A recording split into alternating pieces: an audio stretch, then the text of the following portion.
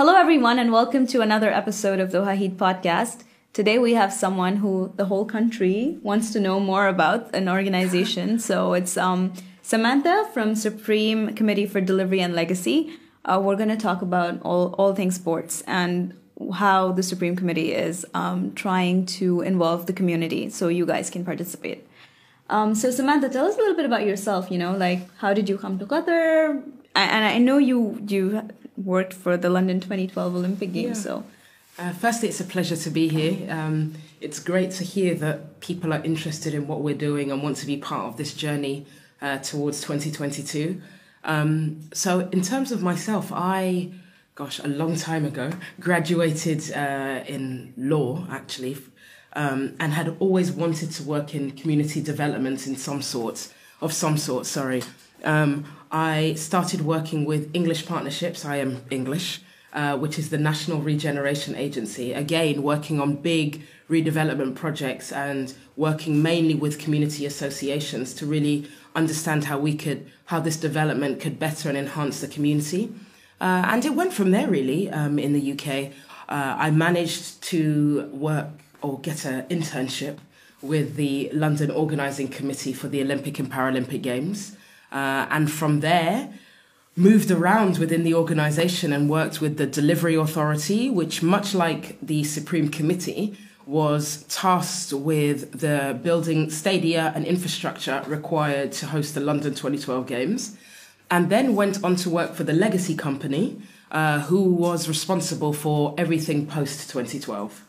And not long after that, actually, I came here. So I've been in Qatar for nearly 5 years.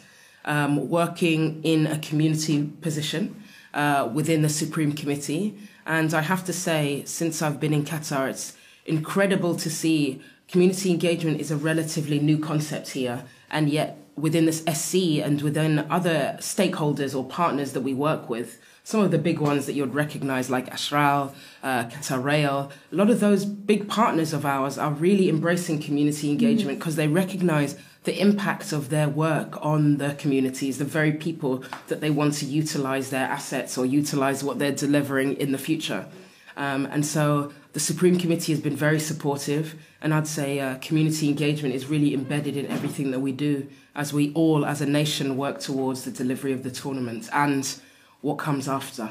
Definitely. I mean, we can already see the community engagement with the past week with the games, the winning. And honestly, I'm so amazed to see videos on social media of every kind of ethnicity, community background, all of them celebrating and dancing. It's something that I haven't seen back home in my own country in India. So it's beautiful to watch that. And how did you feel about it? The win was incredible. Right. Personally, professionally, you name it. It was incredible. It felt so great to see the team do that. And then, like you said, to see the reaction here on the streets, communities of all likes, all walks coming out to celebrate this victory. And talking about it as my country, not something like, this something is my... foreign to them. Yeah. Yeah, exactly. Really feeling that sense of ownership. And that's exactly what we want for 2022. That sense that this is something that each and every person has played a part in and has helped build. And we are taking steps towards that. One of the programs that we run, we call it the Community Partnership Program. But essentially, it's a way that we engage and we talk and we build excitement within the communities. We have signed with 43 different community associations based here across all the continents, Africa, Asia, the Americas, Europe, you name it. And the idea is that we work collaboratively, because a lot of these communities have great ideas of how to raise participation in volunteering, how to engage their young people and build the capacity within them in both the sports industry, but also in more generic services that will be required for the tournament. And they wanted an outlet to do that. So we have become that conduit. And this program really is about providing the communities with the tools that they need to deliver in their communities, because they know what's best for their people. If we want 12,000 volunteers in 2022, they're going to come, we hope, predominantly from the people here, and starting to build that capacity, offer training programs delivered by the communities themselves is what's really important. So that's part and parcel of this community partnership program. And the warm texts and emails that we received after the victorious return of the team really was, I think, symbolic of the passion of people here to really be part of this and really claim it and own it as theirs. Yeah, I totally agree. So tell us a little bit more about this community partnership program. Like how do I know about this, and how can our listeners, interact? Well, I would say, so it began in 2015, I think, 15 or 16, 15. And we started by signing with a small number, only about 15 or 18 community associations. That number today is at 43 and likely to grow again this year. Most of the community associations made contact with us, through word of mouth. They came to know about the work we were doing in communities. The idea here for anyone who wants to participate is to get in touch with your local community organisers, because they're the ones that we go through. For example, with the Indian community you mentioned before, the Indian Cultural Centre and the Indian Sports Centre are the conduits through which we go.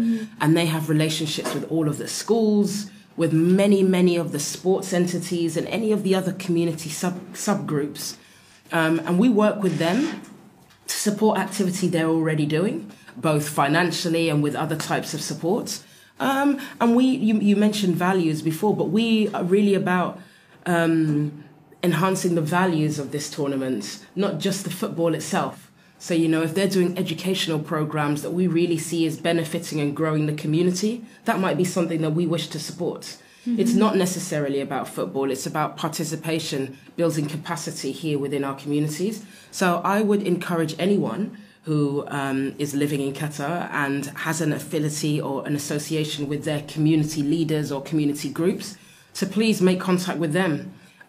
Alternatively, if you're an individual who wants to volunteer some of your time, we launched a campaign not long after the Russia World Cup, See You in 2022. And that volunteering campaign has now, accumulated more than 300,000 registrants from all over the world, but mainly, of course, from Qatar and the region. Individuals who are really passionate and want to be involved and really support Qatar in 2022 to give up their time and come and work for us. And we are working through all those numbers now, and we'll be offering training and programs and experiences. That's the most important thing.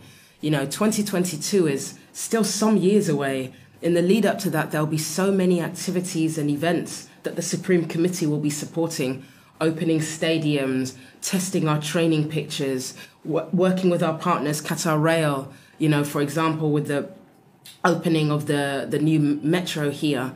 There'll be so many things happening that we can mobilize this pool of volunteers to work on. So people who are interested, don't think, will I still be in the country in 2022? My children might have graduated and we're moving back to another country. That's irrelevant. If you're interested and passionate and want to work now, there are opportunities today that will really benefit you personally and hopefully the community as well. That's awesome. That's so good to hear. So actually, let's go back to talking about you a little bit. So I just wanted to know, what is it like to work in this field of sports and, just with such amazing and such phenomenal names around the world, just knowing that this is something you're participating in. What is it like to work in like this kind of really, exciting field? It is. I mean, it is exciting. I have to say, I mentioned previously, I'm becoming a career mega events person, just by chance, actually. And it's not that the tournament, be it the Olympics or the World Cup, that excites me. It's actually what it can do to transform communities. So in terms of, of course, big name footballers and previously big name athletes, it's wonderful, really, to see them come through. But really, it's about the power of football or the power of sports more generally, and what it can do to build communities. One of the programs that we run at the Supreme Committee is Generation Amazing. And they work not only domestically here in Qatar, but actually they work internationally in countries like Lebanon, Jordan, Syria, Pakistan, Nepal. And they work there with mainly young people. And the idea is to use sport or use football to build skills, to build communication skills, to provide access, to build leadership skills for especially young girls. One of our programs there is delivered in a camp, actually, in Jordan. So it's really about how football in the grandest scale can just bring people together to actually make a real difference in somebody's life, build a skill, build a capacity that can allow them to go on to become trainers and coaches and just, facilitators within their community. So most of the programs delivered in those countries that I mentioned are delivered by other young people or other facilitators from that country. And it really is about empowerment. It's not necessarily about football, but empowering people through football. Yeah, and for me, that's what's... That's what it is. That's what Xavi and Eto'o and all these great footballers that we have here in playing in the country, for me, using them for to draw attention to these kind of programs is what's of value. Yeah, and it's just providing the skills. And it's like a lot of times when you talk about like empowering through art or sports, people are like, yeah, but it's not education. But then it is, because you're giving them the skill set to do much more in life, exactly, along with what so I agree. It's not just about the sport. It's about much more than that. Yeah. So tell us a little bit more about all the other programs that you have in place. Oh, there are many. In terms of community engagement, our mandate, as it were, is to really engage the people here in Qatar in the tournament in whichever way best suits them. As I've mentioned before about the Community Partnership Programme, some of the other valuable programmes that we run include, for example, the Accessibility Forum. Mm-hmm. We brought together 2 years ago people with disabilities in the country alongside organisations that represent people with disabilities, because we want 2022 to be one of the most inclusive and accessible tournaments in FIFA's history. We brought them together to just start to outline where we needed improvements in both infrastructure and services in the country.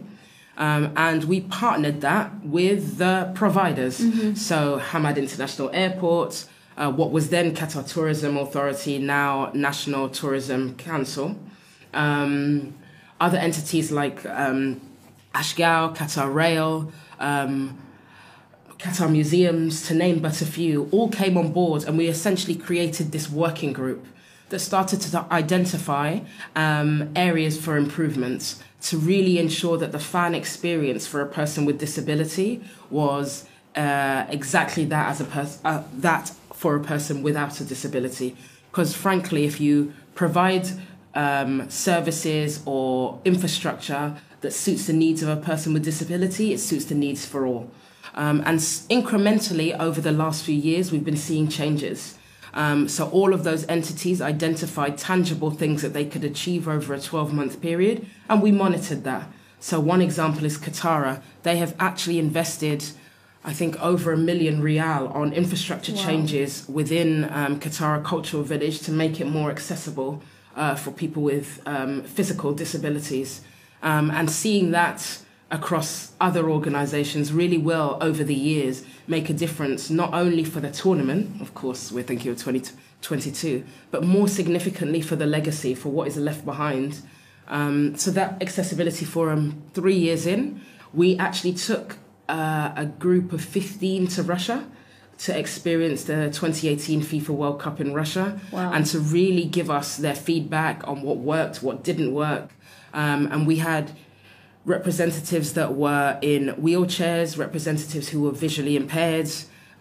We had representatives who worked with autism and intellectual disability charities here. So we really did try and cross the gambit of disabilities, because it's an area we are very passionate about and want to make sure this is an inclusive tournament. And we showcased that when we opened Khalifa Stadium 2 years ago, 2017, for the Emir Cup. We had a sensory room there, and that sensory room was specifically for people with autism, people with Down syndrome and other intellectual disabilities, because for us it was a symbol. Khalifa International Stadium is already a national symbol, but to have it reopened as a stadium for the World Cup, to have the Emir Cup final there, and to have a room dedicated for people with intellectual disabilities really said something about what we want to do in 2022. That's amazing. Actually, I didn't know that's what's happening, and it's so great to hear that Supreme Committee is getting involved in all of this. So, okay, this is a question that I think is on the minds of everyone, but we just don't ask. So, what do you think Qatar is going to look like after 2022? What is it going to be like? I think about it and I have no answer. I think it's, for me, the most important question. The tournament is 1 month of sports. It will be incredible sports, and hopefully we'll be talking about it for generations to come. Hopefully, but it is 1 month of sports. All of this work that the Supreme Committee and its partners are doing is for generations to come. That's the impact it's going to have. And even the country, all these businesses are bustling with content and information and all these new changes. Services. And it's all because they're looking forward to 2022, and then you don't know. Isn't it great that these things aren't disappearing in 2022? All this new innovation, technology, these new businesses, like you said, that are being formed. They're to service the need of the tournament, but that won't go away afterwards. Challenge 22 is one of our innovation programs, and we've been tasking people to be creative and think of new solutions, and even funding some of it. These business ideas that we're funding, both from Qatar and the region, are entrepreneurial businesses that will serve the need of the country and its people long after 2022. And to answer your question more specifically about what the country will look like, I hope it will be a place where we've created new epicenters, new centers of commerce or for community. Now many of the stadiums that currently exist here are used primarily for sports. But in 2022, many of our stadiums will become post-2022, will become multi-purpose venues. Mm-hmm. So actually, I very much hope that, for example, you're going to Al Wakra Stadium precinct and you're using the park there. You're going to coffee there. Maybe your child goes to the local nursery there. It becomes a center of the community, a hub that serves the need of the local people. In fact, so much so that we hope it becomes so integrated you don't no longer think of it necessarily as the stadium, but it's actually just another extended part of the neighborhoods. Wow. That's the ambition. Wow, that's so great to hear. That's yeah. So now I have an answer to give when people ask these questions. There'll be places you'll be going. There'll be places hosting musical and cultural performances. There'll be places, like I said, where education is held. Hopefully there'll be, of course, businesses. We will always want to boost commerce. And there'll be places where you go and relax and enjoy on a weekend, no different to going to Aspire Park. Well, I hope so. That sounds great. Well, thank you so much for coming. Do you have anything else to say to our audiences? No, just for more information, of course, about what's happening as we prepare for 2022, please go to our website, which is sc.qa. And we have some excellent social media channels as well, at Road to 2022. And also at SC Corporate for pictures, images, information about what's happening, and most importantly, to see the community activities that are going on and see how you can be involved. Perfect. Thank you so much for coming. It was a pleasure having you. Thank you. It was a pleasure to be here. Well, thank you guys for listening. Take care and have a great week. I'll see you next week.